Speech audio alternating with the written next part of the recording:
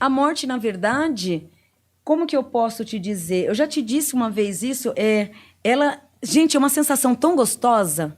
Uma que ela é uma energia sutil, mas tão sutil, mas muito sutil.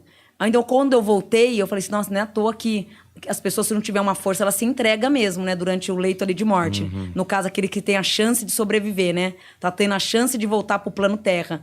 Porque ela te envolve. Ela te dá um conforto, mas imagina você numa fase muito carente, alguém te dá o colo. Você começa a chorar aquele choro gostoso de limpeza de alma.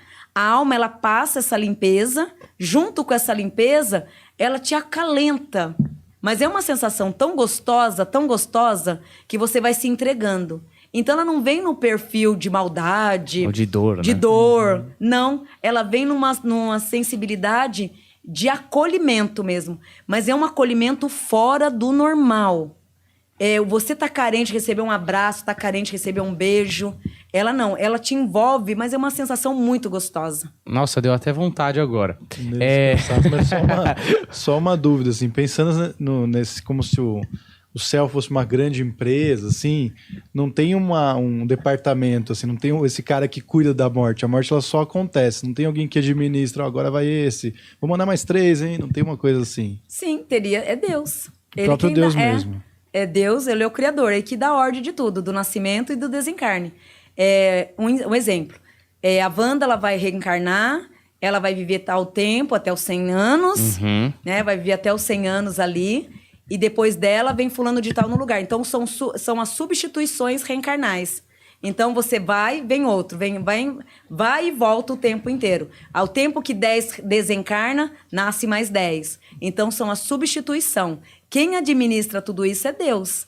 Ele quem faz essa administração.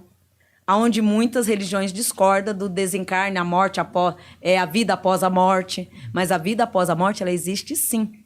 Porque aqui é a matéria, né? Então, por isso que às vezes a gente se preocupa muito com a vaidade, com o lado material e esquece da alma. O esquecer da alma é a bondade, mas não a bondade também com o outro. A bondade que você tem dentro de você mesmo. Amor, compaixão, doação. Então, você fazer um altar...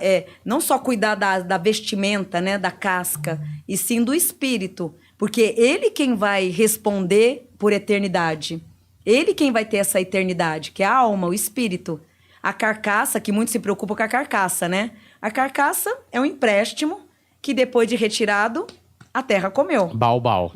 Mas o espírito dizem que parece com o corpo, ou um dos corpos que você habitou um dia. É verdade isso? Sim. Não é que parece, ele traz... Infelizmente, acaba tendo as essências desses corpos, né? Então, acaba tendo... um pouquinho de cada, uma essência, um DNA. Sei. Mas quando você vê um espírito, por exemplo, ele tem a aparência do corpo físico. Não. Não? Não. E nem tem sexo. Ele não tem sexo. Não tem, se é homem, se é mulher, não. O espírito, ele não tem sexo, ele não traz a sexualidade em si. Ele é um espírito ali. Mas ele tem gênero, porque você consegue Sim. identificar, né? Sim, muito forte. E muito forte mesmo. Aí vem a matéria, né? Aí, após ele vestir, né, entrar na matéria, aí vai encorpando ali. Mas isso depois que ele já saiu desse plano, né? Sim. Eu digo assim, porque quando as pessoas têm visões, elas têm visões como se fosse... O espírito. Mas esse espírito que as pessoas têm visões são de pessoas... Quem fala, vi meu avô, vi meu primo que morreu. As pessoas veem a pessoa quando sim, tá aqui. Porque viveu com você. Então, geralmente tem essas visões, sim. De ver o avô, de ver o pai. Nossa, eu vi meu pai ali materializado. Isso ocorre também. Mas quando você vê um espírito que você nunca viu em terra, por exemplo, você vê o aspecto físico dele, provavelmente de um corpo que ele já habitou, ou não? Não. Nesse caso, um exemplo. Eu tô vendo ali um espírito, mas não é de ninguém da minha família. E tá ali mesmo? Não, um tá, exemplo. Que susto. Um exemplo, tá ali, né? Então, pra mim, eu não sou médio, sou uma pessoa normal, não sou médio. Por eu não ter a mediunidade, não ter visão, não ter nada, o que aquele espírito ele vai fazer? Ele vai se materializar com alguém que você conhece, pra não te assustar tanto. Então, de repente, ele vai se materializar ali como se fosse seu avô, seu tio, mas ele não é ninguém dali da sua família. Ele só se mascarou daquela forma para que você não tenha susto, para que você não se assuste com ele. Então, por isso que muitas vezes... Ai, Vandinha, eu sonhei com você. Eu sonhei que você fazia isso, isso, isso no mundo das... As pessoas são meus seguidores lá do Mediúnico. Mas, na verdade, é muito meu mentor, meu pai Benedito. O pai Benedito, ele não vai se aparecer, não vai mostrar para os filhos quem ele é. Então, ele se identifica como quem? Como a Wandinha. Porque, querendo ou não, o teu cérebro, ele registra melhor essa forma do que, de repente, ver uma imagem, né, de um preto velho. Né, vai assustar um pouco. E a imagem de um preto velho nem sempre é tão bonitinha como se vê. Então, tudo é uma questão de maquiagem espiritual. Para que vocês não se assustem tanto. Mas quando você diz que não é tão bonitinha, tem forma humana, ou não? Tem forma espiritual mesmo, não tem nada de humano. Sério? Não tem de humano. Dá medo? Hoje não mais, né? Que hoje eu tô Mas calejada. se aparecer aqui pra mim, eu corro. Mas na infância, que nem na infância, eu via muitos espíritos. Tanto os bonitos quanto os bonitinhos, né? E é muito assustador. É muito assustador. É muito assustador, você não tem noção. Quando é um espírito bonito, né? Geralmente os bons, eles vêm todos na vestimenta de branco. Aí tem aqueles trevosos que vêm todo na vestimenta preta, né? Vem de preto, usa muito preto, né? Vem de preto, se apresenta como um vulto preto. É o negativo, o branco é o positivo. Mas ele se materializa em coisas horríveis. Então você imagina uma criança tendo essa visão. Sei. É um inferno. Tipo um monstro, assim. É um inferno o tempo inteiro. É o medo de dormir, é o medo de tudo. Sei. Né, para uma criança. Hoje, no adulto, eu vejo, nem me preocupo. Nem um pouco.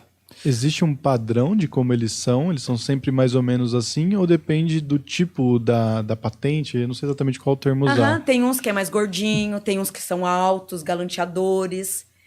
De todo esse tempo de evidência, eu falo que a única... Não que todas não tenham sido boas, foram boas, mas essa eu não esqueço até hoje. Eu estava num centro espírita e estava tendo uma sessão de preto velhos.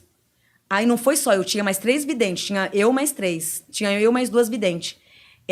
Um anjo lindo, lindo, lindo. Acho que uns 4 metros de altura, loiro, dos olhos verdes, o cabelo todo cacheado, entrou com a mão desse jeito. Da mesma forma que eu vi, mas foi uma visão linda, linda. As 2 videntes também viu a mesma coisa, porém eu não falei nada, fiquei quieta. Aí a outra também, só sei que depois foi um debate, né? Onde eu entrei no banheiro e falei assim, nossa, então o que eu vi foi real mesmo. Mas até então eu não falei pra ninguém. Mas, assim, foi 3, eu e mais 2. As 2 comentaram o que viram. E eu, na hora, eu me assustei, assim, porque foi uma visão muito, mas muito linda. De um anjo mesmo. Sim. E era um templo de cura.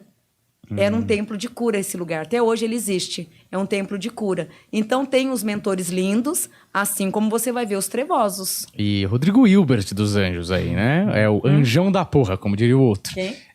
Não, esse é um meme que tem. Daí você tem que explicar, porque senão as pessoas vão falar que você tá falando que anjo, porra. O pessoal, Não é eles... só problema deles, né? Porque também a gente não tem que justificar. Não, é porque os caras falam que o Rodrigo Hilbert é um homão da porra, porque ele é louro, alto, bonito, sabe cozinhar e montou a capela que ele casou. Sério? Sério, um homão da porra. Aí, pô, aparece um anjo desse, você fala... Foi uma coisa linda. Então tem o ruim, tem coisas boas que você vai ver. E o mais feio? Fala pra nós aqui, que a gente quer saber do feião. Não tem um mais feio, porque Assim, eles não tem uma descrição que você fala, puta, aquele lá é feio. Não tem um mais feio. Os obsessores são meio feinhos, porque eles são que nem uns vampiros mesmo, que nem obsessor, eles ficam aqui em cima, montam aqui, aí tem aqueles dentes bem afiados, né? Como se fossem morcegos, né? Sei. Aí eles cravam e ficam, são Sugando feios. energia. Eles são um pouco feinhos, mas é aquela coisa horrenta mesmo. Sei, não tem.